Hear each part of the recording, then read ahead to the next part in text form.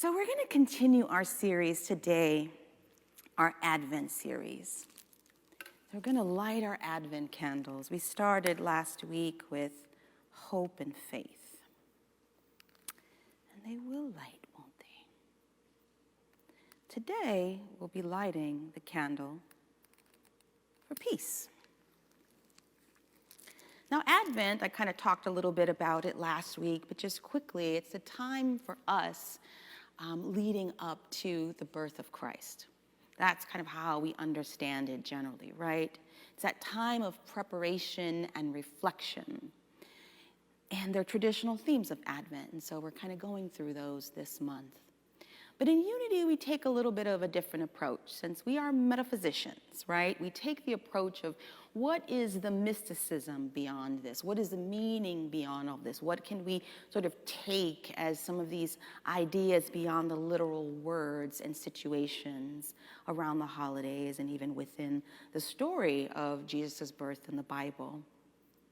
And so we move from the idea of this material reality to the idea of the spiritual. And all of these things that we're talking about this month, we'll be talking about hope and faith.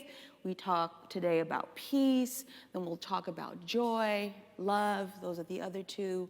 But those are gifts in many ways that we're given as human beings experiencing our divinity. But more than there being sort of gifts that we have, they're not the presents, literally, like Christmas tree presents. It's really about presence. So how do these gifts, these presents of the Spirit, allow us to truly understand, experience, and be the presence? Now, I know a lot of folks have a lot of issues with the idea of the birth of Jesus, right? Like when we read the Bible and we see these stories, you're like, really? Come on now, did that really happen? Did the angel come down? Was there immaculate birth? Like we have all these questions and like things don't make sense in many ways. And so regardless of whether you are on the continuum where you really literally believe that maybe it did happen or you don't really understand it or you're like, this is not even true. Wherever you are on that spectrum, it's all good.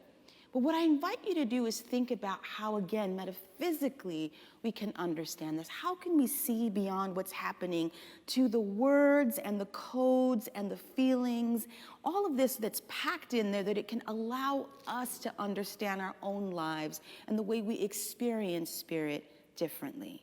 So this is the invitation for us, that we focus on this idea in Unity, not of Jesus as Savior, but Jesus as way shower.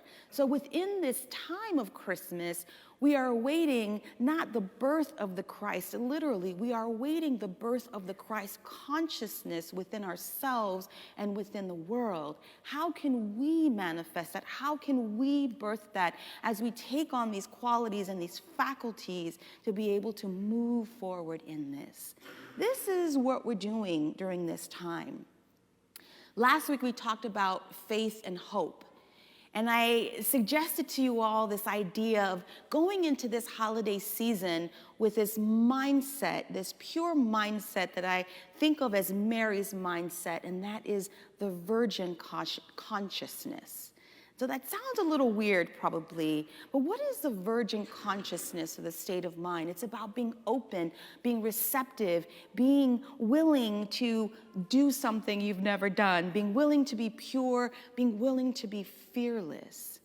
That's part of what we're taking into this holiday season. How do we embody that? How do we fully surrender to Spirit? Because most of us, what do? We struggle, don't we? We're like fighting with God. We're trying to do things like, what am I supposed to do next? We're struggling. We're in this moment where it's this push-pull. But what if we open to the idea of just fully surrendering and just saying, Spirit is here. I'm an expression of Spirit. Spirit is above me, below me, next to me, around me, within me. Spirit, and Spirit has this.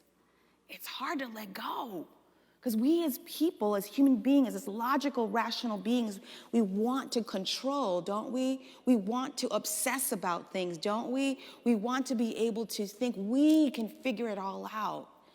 But that's not the truth, really. The truth is that we have information within us, whether it's our intuition or our spiritual guidance, or even among us in terms of people that support us, that really are able to then bring forth all of these things as we move through this holiday season.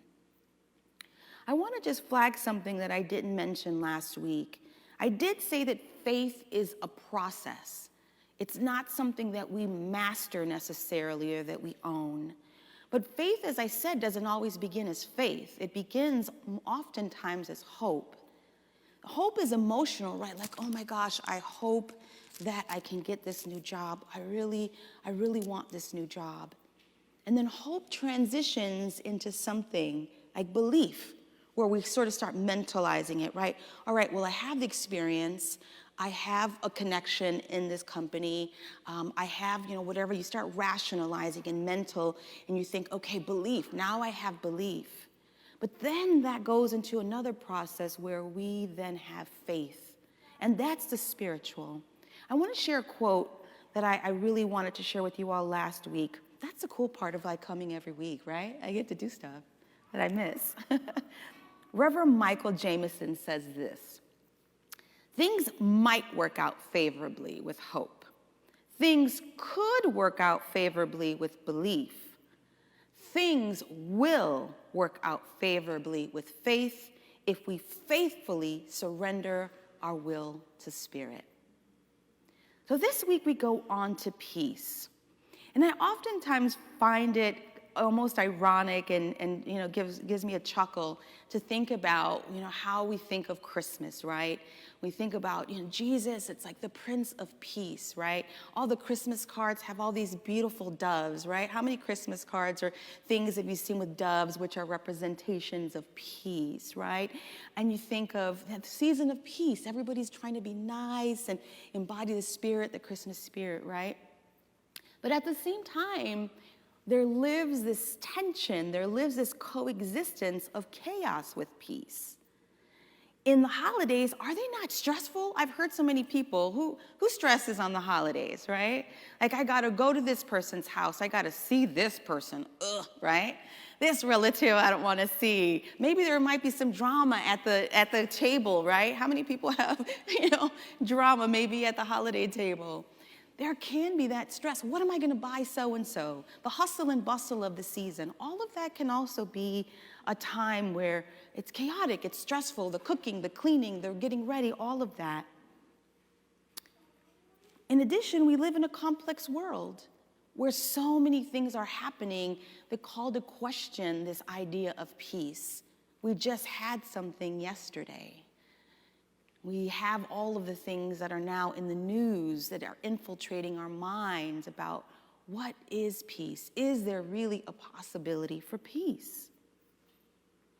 And there's two people I always think, and maybe continuum of people in the holidays. I saw a meme last year with two figures. One was Will Ferrell from Elf.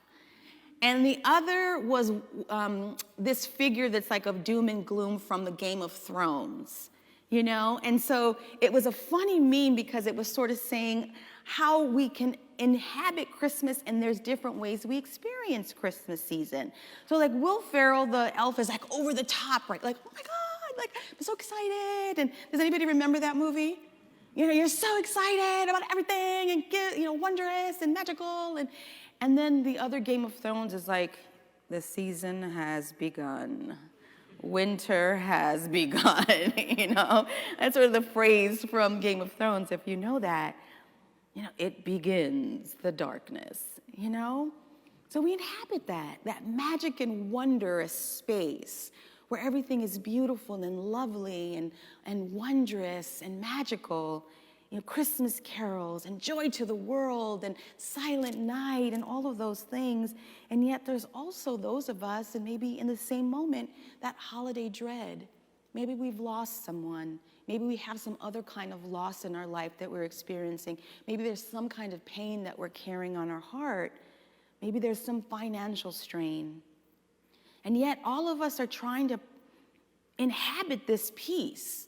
Maybe some of us are even pretending that we have peace. And we move forward in our lives trying to balance this duality of holiday peace and chaos. I know that really well. As I've shared with you all, when I was talking about Day of the Dead, my grandmother passed during Christmas Day. She died Christmas Day 2002.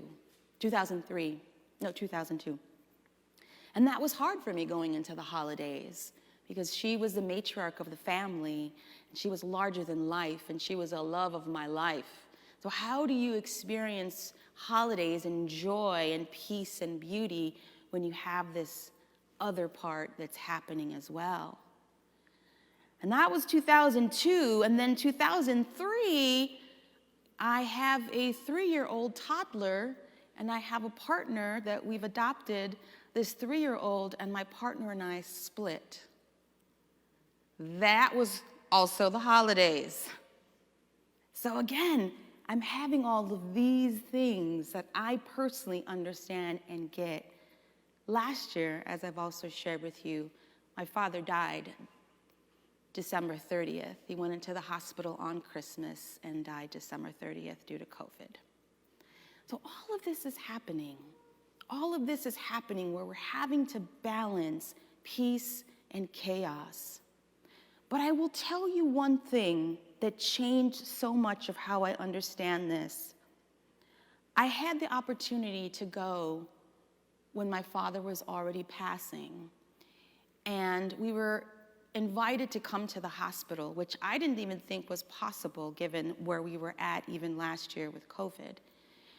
But we had the opportunity to come to say our goodbyes.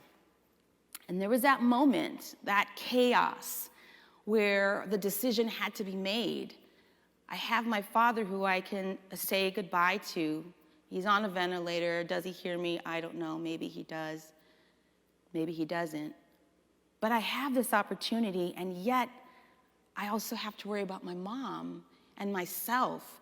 I'm going into a COVID ward. What does that mean to step into a COVID ward? All of these things were going through my mind about the decision that I needed to make. All of this happening on the holidays, trying to inhabit this wonder and magic. So I decided that I would do it with my brothers. And we got there, and there was this moment where we were, are we really doing this? And we had a conversation, and we decided that that was what we would do. We would regret it the rest of our lives if we didn't. So we stepped into the hospital. Before we stepped in, we prayed together. We walked into the ward. And I was surprised, because instead of this chaos and the gloom and doom, you saw this light. You had these medical personnel that were just so full of light and love that it was the most inspirational moment for me to think, I'm walking into this literally death, and yet everyone here is so full of light and love. Everyone here is understanding what's happening in this continuum of life, embodying these dualities together as part of what we're doing in this iteration of life. So we couldn't go in the room, of course, but we watched. They had glass windows where you could see, and it was just amazing experience for us to be able to have that opportunity and to also let go and release so much of the trauma and drama that I had had personally with my father for so many years, as well as let go of some of the guilt that I hadn't talked to him, quite frankly, in quite a bit. And I didn't physically get to say anything to him as he was on a ventilator. But the thing was that was one of the truest moments of my life. The truth was that I saw it clearly, because I thought I was going to walk into that COVID ward and leave a mess. I thought I was going to walk into that COVID ward and leave and be fearful. Many of you have experienced going through the pandemic all sorts of ways. But I, before that, was pretty much at home. I didn't go out. I had friends bringing things to my door. I have an autoimmune disease, and so for me, I was really thinking about that all the time. So when I did this, I thought, I'm going to leave out of this ward and be even more afraid. But something happened. I became more emboldened about life. There's something about seeing someone take their last breaths that changes you. It changes you to understand the presence of life, the glory of life, the gift of life, and the idea that God is in everything, everywhere, and that we have no need to fear. So I left out of there a changed person, and I left out of there knowing that fear sometimes overrules us and overruns our mind, and that also leads to all this chaos and lack of peace. Peace is a choice. We oftentimes have things happen in our lives that we think, this is happening to me. This person is against me. This situation is against me. My finances are not in order. This is something that has nothing to do with me. It has to do with I lost my job or I've got divorced or what have you. But the reality is those are the facts. What is the truth? Those are the facts. The truth is you are a child of God. You are a divine expression of life. We've all come here to be glorious and to be glory expressing. And so in those times of chaos, we take that message even more.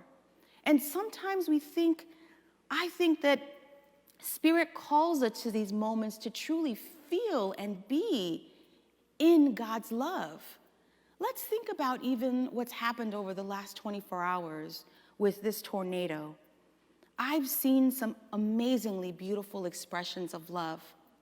I see head shaking. When there's chaos and there's all of these disasters, don't we see this amazing outpouring of love? And so maybe there's folks that have lost their lives, but yet so many more people are called to life by the expression of that death. There was a woman who spoke who said that she was in that candle factory in Mayfield, Kentucky, buried alive. And she was there and calling out and praying, and she was able to get out of that, and she was saved. But one of the funny nuances of that story is that she was helped to safety. She was literally pulled out of the rubble by a group of inmates who were there on work release. It sounds funny, right? But let's think about the power of that moment. When you think of people who are discarded as nobodies, people who are thought of as worthless, right? They're criminals, they've done time, and yet they become miraculous in that moment. They are saved in some respects, right? Redeemed, if you will, and yet that woman literally was saved. Again, this balance of things that happen that are chaotic, and yet there's so much love and hope and faith and joy and peace that is birthed within all of this.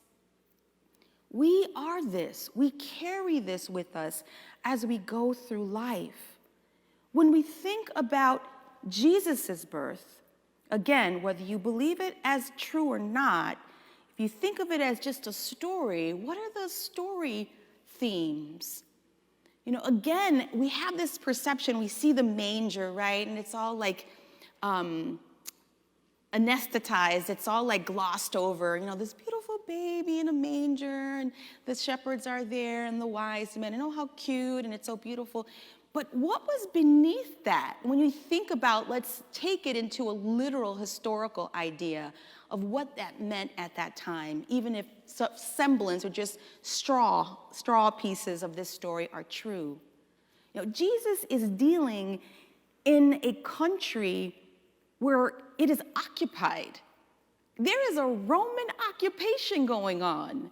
You know, there are people at him as a Jewish person, as a Hebrew person that is being persecuted.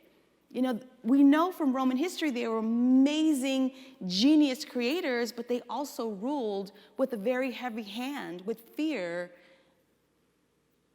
crucifixion. So we have this idea that it's this beautiful thing, and yet when we think about the details of the story, you know, Jesus' birth is marred with chaos and disruption and persecution, homelessness, you know, trying to find a space at the inn, poverty, lack of documentation. They're going to actually, for the census, they have to claim as Jewish people who they are. They have to respond to being part of the Roman state. So they have to do all of these things. Threat of death even after he's born. In the midst of all of this, yet they can practice, and the story is so powerful because in the midst of all of this, if we truly understand it, there's peace and wonder and awe and excitement and new birth. But just like faith, peace is not a commodity. It's not something that we can own, right? As Americans, as first world people, as Westerners, we always want to own something. We want to master something. We want to have something. But that's not what these things are. This is about a process that we all engage in, and it is a practice. How do we practice peace? Just like faith, it's on a continuum. It doesn't happen overnight. And then if we're not in these moments where we're doing peace and being peace, we make ourselves feel guilty about it. Like, I should know this. I've been in Unity all of these times, all of these years. So we have to start practicing that. How do we practice it? Every day we make choices, small choices, maybe at the grocery store, maybe as you walk out of the parking lot. All of these small choices make a difference. Have you ever thought of do you have an experience of having made a small choice or done a small thing and you didn't realize the impact it would have? And maybe you will never know the impact some of these things will have, but having faith and knowing I made this choice to be peace. I made this choice to not speak up because speaking up may have engaged the situation further. I made the choice not to snare at the woman who just was nasty to me in the line at Walmart. Whatever those are, they're small moments, but they're huge in terms of how you are exercising your flow, how you're exercising your ability to practice peace. And the more that you do it, one day you will wake up and be like, wow, I'm doing this. I'm doing the principles. It does happen. It will happen. I promise you, if it happens, we're affirming, we're meditating, we're praying. All of these are practices. If you don't have a practice, I would say, get you one. You know, we have to practice. It's wonderful. It's beautiful that you all are on live stream here. It's wonderful, beautiful that all of you all are here. But you know what? There is 6 more days. Do whatever you're called to do. Again, I'm not guilting you because that is not even worth our time. What I am saying is start small if you don't have a practice. 5 minutes, 10 minutes, whatever, but practice being peace. Also, self-care is important, whatever that means to you. Take care of yourself and get support. That's the last point I'm going to say about practicing peace. Get support. We in this country are taught to pick ourselves up by our bootstraps, are we not? Go it alone. Be independent. We are pioneers. We are independent people. We can do this. But that's not the truth of life. That's not the truth of who we are as human beings. We are here to be connected to each other. This is why we come here on Sunday, because this is a community. This is a spiritual family. What we all do here together changes us. And so get support. Call Silent Unity. Call me. Email me. Talk to our prayer chaplains. Just ask for prayer, whatever it is, but get support because you should never go through any of this alone. Peace is a process and a practice. And so I'm going to call up our musicians so that we can take this into practice here in meditation. So let's take some meditation time to really be able to download and upload all of this peace.